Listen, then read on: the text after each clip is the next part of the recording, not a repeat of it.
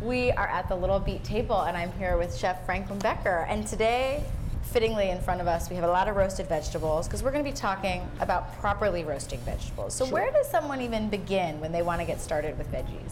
With good fresh veggies. I mean, listen, at the end of the day, food is only as good as the ingredients that it starts with. What are the things that people need to know right off the bat when they want to roast their vegetables? So for me, I look at roasting vegetables individually. So it depends on the vegetable itself. I'll give you an example here with the sweet potatoes. I actually take this through a 3-step process. The first step is setting the oven at 350 degrees and putting the potatoes in whole without any olive oil rubbed on them, with no salt, nothing. Just whole potatoes placed into the oven at 350 degrees, and I do that for the first half hour. I take them out and I cool them down. During that cooling process, they're still going through a cooking because it's still hot inside, right? So it's still continuing to cook, but it gets to that perfect center. At that point, I cut them in half, and then I turn my oven up to about 525, 550 degrees, however high I can get it. Yeah. And I place those potatoes in the oven, open-faced, once again, nothing on them. And I roast them. When the natural sugars start to develop, and you can see this in here, and you can even hear the crackling. Right. When the natural sugars start to develop, it's going to start to darken. Okay? At that point, the sweet potato is at its optimum point of sweetness. I take them out of the oven, and all I do in this case is sprinkle on some sea salt, in this case smoked sea salt, and a little bit of olive oil.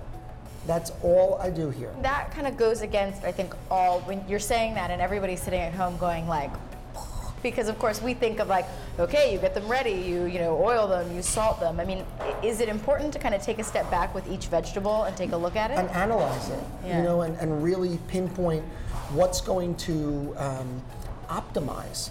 When there's a vegetable with a skin, is it important to kind of get that initial cooking and then turn the temperature up? It depends on the thickness and on the girth, the size of the vegetable. If you have a vegetable that ultimately is big, fat, and round, the higher the heat, the quicker it's going to burn. Right, of course. Okay, and the less it's going to cook. So you may need to do a 2-stage or 3-stage method, like I just described, in order to get it to the point where it's perfect inside, and then you get the caramelization and set it afterwards. I do the same thing with this acorn squash. Yes. So I cut the acorn squash, or butternut, or any squash like that, and I cut the squash. In this case, I just sprinkle a little salt and pepper on because the squash has a different kind of texture than sweet potato. It's a little bit firmer. Right.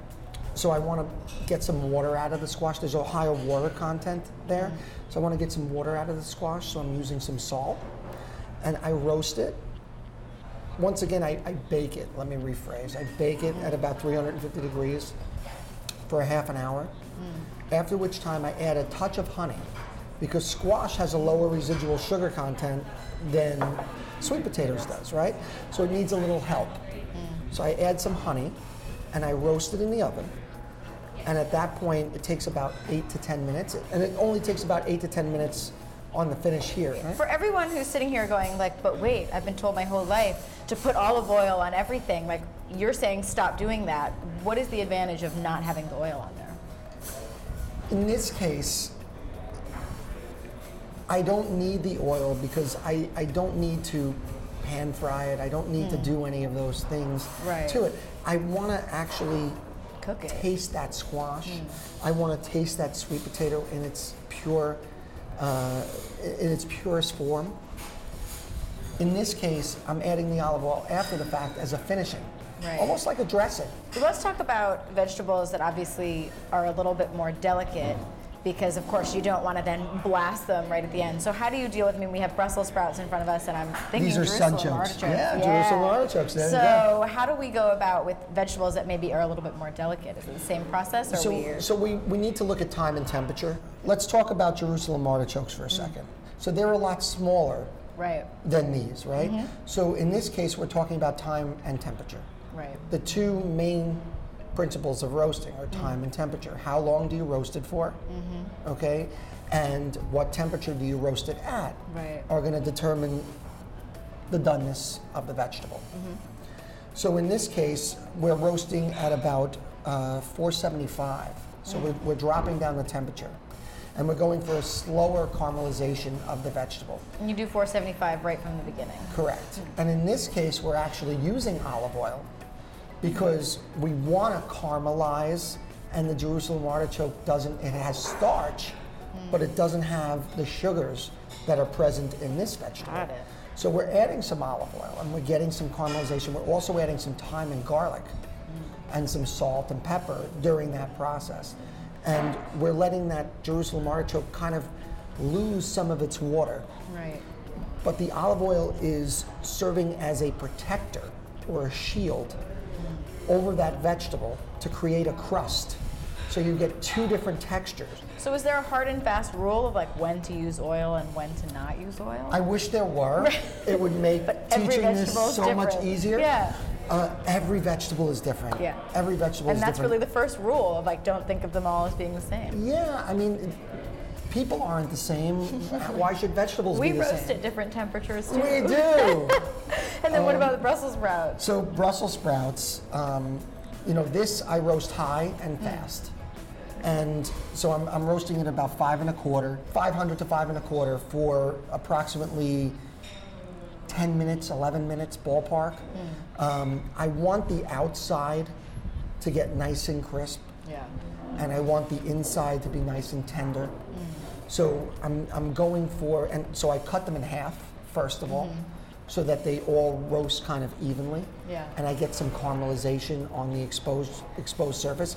I do introduce oil here as well to get that crispiness on the outside. I do introduce some garlic, a little thyme, some chili pepper, some sea salt, a little lemon, and I want to get that aromatic flavor, but I want it to taste like a Brussels sprout. So if something is cooking longer, you know, it sounds like you're putting less on it from the start. But if you have something that's going to cook in 10 minutes, you need to put that flavor on immediately. That would be a good point. Yes, that would be a good way to kind of explain the difference between the two. Yeah. But like I said, there's no really Right, there's no steadfast rule. I'm rule. taking myself out of the mentality of rules. Well, Chef Becker, thank you so much for taking the time to talk to us about vegetables. I feel like I could listen to you talk about this all day. And obviously, if you want to get your vegetables done properly without taking any shortcuts at home, you can always come here to the Little Beet table. Thank you so much. Thank you for having me.